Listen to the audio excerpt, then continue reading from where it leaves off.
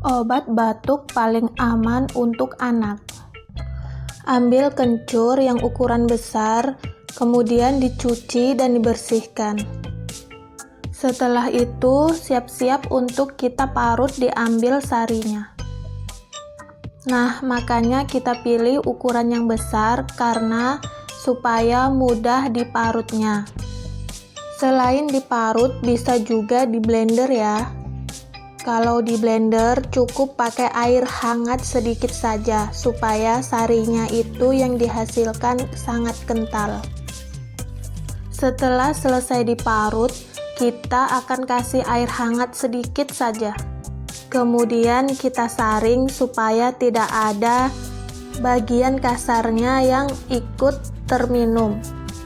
Nah, obat batuk ini sangat cocok banget untuk anak-anak karena saya sudah membuktikannya sendiri.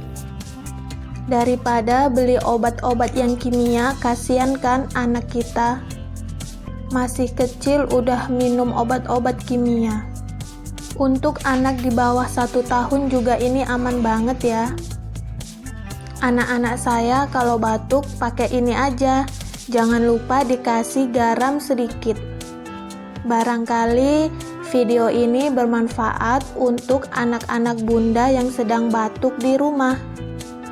Untuk orang dewasa juga bisa, tak perlu diparut atau di blender, langsung dimakan, dikunyah dengan garam aja. Memang rasanya agak getir gimana gitu, tapi percayalah nggak ada obat yang enak. Semoga video ini bermanfaat untuk teman-teman yang ada di rumah yang sedang mencari obat tradisional untuk anaknya. Dan semoga juga setelah dicoba itu cocok ya teman-teman. Sampai di sini dulu. Sampai jumpa di video selanjutnya. Kita share obat herbal lainnya.